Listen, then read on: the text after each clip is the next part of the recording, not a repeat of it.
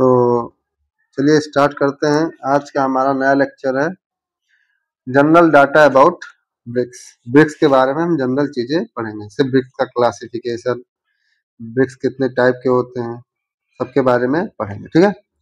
सबसे फर्स्ट क्या है, types of bricks. First class brick. अब first class brick dry bed का अपने लेस देन 20% वाटर एब्जॉर्ब करता है। इसका कंप्रेसिव स्ट्रेंथ कितना होता है, ग्रेटर देन 105 kg पर सेंटीमीटर स्क्वायर, या इसे और क्या कह सकते हैं 10.5 मेगा पास्कल, ऐसे सब में। ठीक है। इसका यूज क्या होगा, इंपॉर्टेंट वर्क के लिए, जैसे facing work, reinforce brick slab. ठीक है।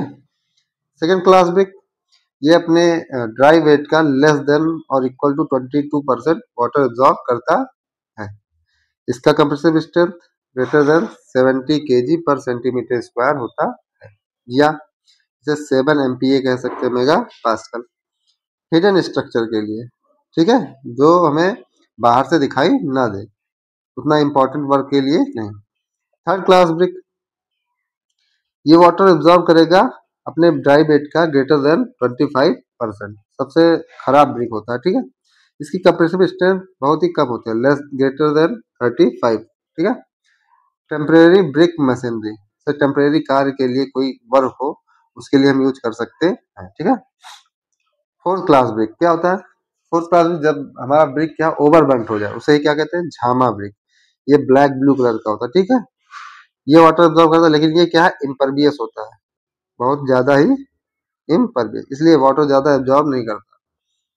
10 to 12% इसका क्या होता है, ड्राई बेड का वाटर मतलब एब्जॉर्ब करता है। ठीक। इसका कंप्रेसिव स्ट्रेंथ बहुत ज्यादा होता है, वह बहुत हार्ड हो जाता है, 350 kg पर सेंटीमीटर स्क्वायर। ये यूज होगा रेलवे में एज ए ब्लास्ट। ठीक है।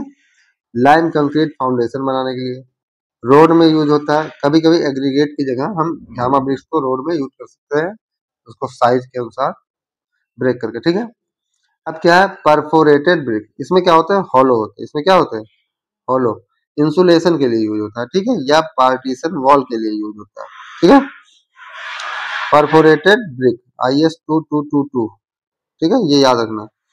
Water absorption 15%, compressive strength 70 kg पर सेंटीमीटर स्क्वायर। यूज क्या होगा, पार्टीशन वॉल को, मतलब से ये दो रूम है, दो रूम को सेपरेट करने के लिए हम परफोरेटेड ब्रिक्स का यूज कर सकते। इसका वेट क्या होता है, बहुत ही कम होता है। अगला है हॉलो ब्रिक्स। हॉलो ब्रिक्स होता है, इसका code 3952, water absorption 20%, compressive strength 35। Hollow bricks का यूज क्या होता है, heat proof, sound proof, damp proof wall बनाने के लिए। पेविंग ब्रिक 3583, पेविंग मतलब रोड में वर्क होता है। ठीक है। Water absorption less than 5। अब देखो रोड के लिए यूज हो रहा है तो इसका कंप्रेसिव स्ट्रेंथ हाई होना चाहिए, क्योंकि जो हमारे व्हीकल्स हैं वो चलेंगे रोड पे। ठीक। और अलग अलग टाइप से व्हीकल्स चलेंगे जिनका वेट भी अलग अलग होगा, इसलिए इसका कंप्रेसिव स्ट्रेंथ क्या होना चाहिए, हाई। कहाँ यूज होता है, रोड पेवमेंट में। Soling bricks, soling bricks IS 5779, less than 20%, 50, soling of road. ठीक है, रोड में नीचे बिछाने के लिए। रिफ्रैक्टिव ब्रिक्स, ये कहाँ यूज होता है, फायर रेजिस्टेंस होते हैं। ये क्या होते हैं, फायर रेजिस्टेंस, कोड याद रखना 6902। अब फायर रेजिस्ट कर रहे हैं तो वाइड रेशियो कम ही होगा, जिससे वाटर एब्जॉर्प्शन कम होगा, स्ट्रेंथ ज्यादा होता है 350 kg पर सेंटीमीटर स्क्वायर। कहाँ पे यूज होता है, kiln lining, furnace, boiler, combustion में। ठीक है। अब engineering bricks class A, water absorption 4 to 5, compressive strength greater than 125, DPC, damp proof course बनाने के लिए। ठीक है। सब स्ट्रक्चर में यूज होता है कि सुपर स्ट्रक्चर में, तो ये सब स्ट्रक्चर में यूज होता है, ताकि हमारे डैम्पिंग ना आ सके। डैम्प मतलब क्या, वाटर का, वाटर ऊपर ना आ सके, हमारा डैम प्रूफ कोर्स बनाने के लिए। ठीक है। Class B, water absorption 7, compressive strength 75, multi storey building के लिए। सॉन्ड्री ब्रिक्स, वाटर एब्जॉर्प्शन, इसके बारे में ज्यादा डाटा नहीं है। ठीक है। अब ये important defects of BRICS, under burn brick, ऐसे ब्रिक जो उतने पके हुए नहीं है, ठीक है। तो ये अंडर बर्न क्यों होता है? इनसफिशियंट हीट ना बन मिल पाए। ओवर बर्न ब्रिक जब एक्सट्रीमली हाई हीट हो जाए, यहाँ हीट नहीं मिल रहा, यहाँ हाई हीट मिल रहा। लाइम बर्स्टिंग प्रॉब्लम, कभी कभी क्या है, ब्रिक से हाइड्रेशन हो जाता है किसका? क्विक लाइम पार्टिकल का। एफ्लोरेसेंस एल्कली प्रेजेंट होने के कारण, ठीक है। एफ्लोरेसेंस में व्हाइट व्हाइट पैचेस दिखाई देंगे, तो सॉल्ट कहते हैं या एल्कली। चप्स क्या है? जैसे हमारा हॉट ब्रिक निकला, तो क्या रेन वाटर फॉल कर जाए तब क्या हो जाएगा? इसे इस डिफेक्ट को क्या कहेंगे? चप्स। ये इंपॉर्टेंट है, ये क्या है? इम्पॉर्टेंट, ठीक है। अब नेक्स्ट डिफेक्ट पढ़ेंगे क्या? ब्लिस्टर। ब्लिस्टर क्या होता है? जब हमारा मोल्ड किया जाता है ब्रिक को, तो उसमें क्या होता है, एयर अंदर ही कैप्चर हो जाता है, जिसके कारण ब्लिस्टरिंग हो जाती है, ठीक। लेमिनेशन, ये क्या है? Thin layer of lamina on brick faces, ठीक है। खास क्यों होता है? क्योंकि एयर, ठीक है। लेमिनेशन के लिए मतलब जैसे आप ग्लास में लेमिनेट कराते नहीं है मोबाइल में, सॉरी मोबाइल में, वैसे एक लेमिनेशन टाइप का बन जाता है। ब्लॉटिंग, ब्लॉटिंग क्या है? वहाँ पे कुछ सरफेस पे गैस के कारण, और कौन सी गैस होती है? सल्फर, ठीक है, या कार्बोनियस मैटर। जब ब्रिक को क्या बर्न किया जाता है तो इनके गैस है उसी में कैप्चर है, जिससे क्या ब्लॉटिंग हो जाती है, फूल जाता है, ठीक है। Defect observe as a spongy swollen mass over the surface of burn brick. Spongy swollen mass होता है, ठीक है। occurs due to excess of carbonaceous matter and sulfur in brick clay. Checks or cracks occurs due to presence of lumps of lime or excess of water. Crack produce होता है। Black core, black core due to improper burning. क्या होता है, कहीं कहीं अंदर की तरफ जो हमारा ब्रिक होता है वो फ्रॉम इनसाइड ब्लैक हो जाता है, ठीक है। Spots due to presence of iron sulphide in brick earth. आप जिस मिट्टी से ब्रिक को बना रहे हैं अगर उसमें एक्सेस ऑफ आयरन सल्फाइड है तो हमारा क्या स्पॉट्स बन जाते हैं, ठीक है। ये आज तक पूछा नहीं है, केवल एक चीज देख लेते हैं। ब्लूम, ब्लूम क्या होता है? Formation of dirt patches occur on the finished and polish surface, ठीक है। Finished and polish surface of brick. Specific gravity कितनी होती है? मशीन माउल्टेड ब्रिक की 2 होती है, हैंड माउल्टेड की 1.60 1.7, ठीक है, याद कर लेना। और ये डल पैचेस, ठीक।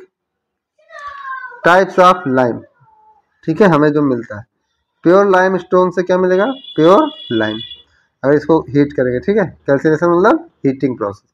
डोलोमाइट से क्या मिलेगा? Magnesia lime. कंकर से hydraulic lime, very very important.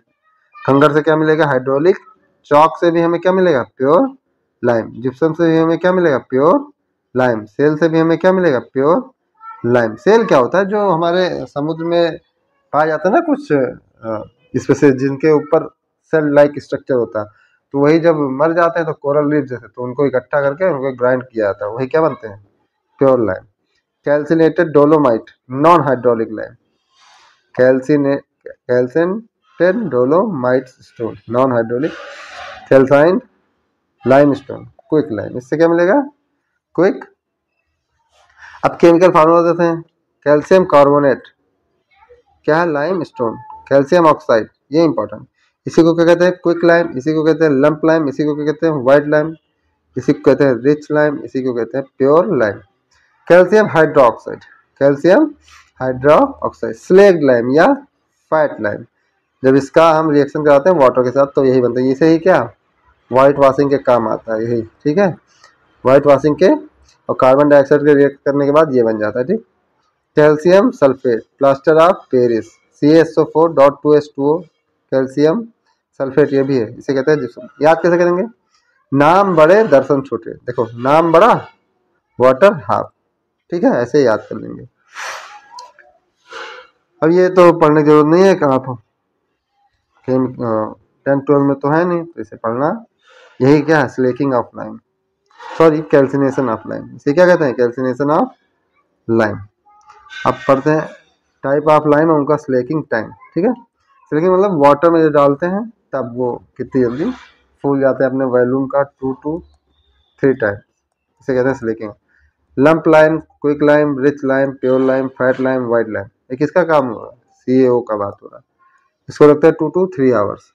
Hydraulic lime, poor lime, लीन लाइम। पुअर लाइम मतलब इसमें क्ले भी प्रेजेंट है। क्या प्रेजेंट है? क्ले इज ऑल्सो प्रेजेंट, ठीक है, उसे कहेंगे poor lime.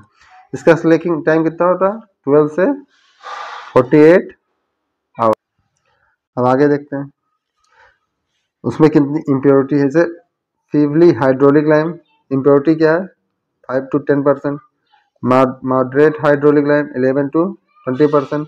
Imminent hydraulic lime 21 to 30%। मतलब जितनी ज़्यादा इम्प्योरिटी होगी वो उतनी ज़्यादा हाइड्रोलिक लाइम होगा, ठीक है। हाइड्रोलिक मतलब क्ले प्रेजेंट में जल्दी सेट होगा। Slaking action few minutes, 1 to 2 hours, 1 day और मोर। सेटिंग 3 वीक और मोर, 1 वीक और मोर, 1 days और मोर। वही बताओ ना, क्ले परसेंट अगर ज़्यादा है तो इजीली वो बहुत ही जल्दी सेट हो जाएगा। हाइड्रोलिसिटी वही फीवली, मॉडरेट, इमिनेंट। यूज क्या होता है? ऑर्डिनरी मशीनरी वर्क के लिए, superior type of machinery work के लिए, डैम प्रूफ या डैम प्रूफ नहीं, डैम प्लेसेस जहाँ पे हमें मॉइस्चर ज़्यादा होता है वहाँ पे यूज होता है इमिनेंट हाइड्रोलिक लाइम, ठीक है। अब हम classification of lime as per BIS 712। Class A, class B, class C, class D, class E. कितने क्लास है टोटल लाइम के? 5 classes. 5 class A B C D E, ठीक है। अब इनके यूज पढ़ेंगे, इनके प्रॉपर्टी पढ़ेंगे, सब कुछ देखते हैं हम, ठीक है। सबसे पहले पढ़ेंगे क्लास ए। इसे कहते हैं इमिनेंटली हाइड्रोलिक लाइम। यूज कहाँ होता है? हाइड्रोलिक स्ट्रक्चर में। कंप्रेसिव स्ट्रेंथ 28 डेज में 28 kg पर centimetre square. Initial setting time 2 hours, final setting time 48 hours. Class B semi hydraulic lime. Class C fat lime. Class D magnesium lime. Class E kankar lime. अब class B पढ़ते हैं semi hydraulic lime. Semi hydraulic lime use क्या होता है?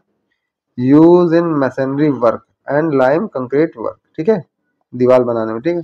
Compressive strength class ए से कम होता है, 17.5 kg पर सेंटीमीटर स्क्वायर। ये कंप्रेसिव स्ट्रेंथ याद रखना, ठीक है, ये। क्लास सी को ही क्या कहते हैं? Fat lime. प्लास्टरिंग में यूज होता है, तो एग्जाम में आएगा which class of lime is used in plastering, तो क्या कहेंगे? क्लास सी, इसे ही कहते हैं fat lime. Class D magnesium और डोलोमाइट लाइम। वाइट वॉशिंग में यूज होता है इसका यूज क्या होगा? वाइट वॉशिंग से प्लास्टर हो गया, अब उस पर हमें पुताई करनी है तो उसे कहते हैं वाइट वॉशिंग। क्लास सी कंकर लाइम, हाइड्रोलिक लाइम भी कहते हैं, use in machinery, motor and lime concrete work, ठीक।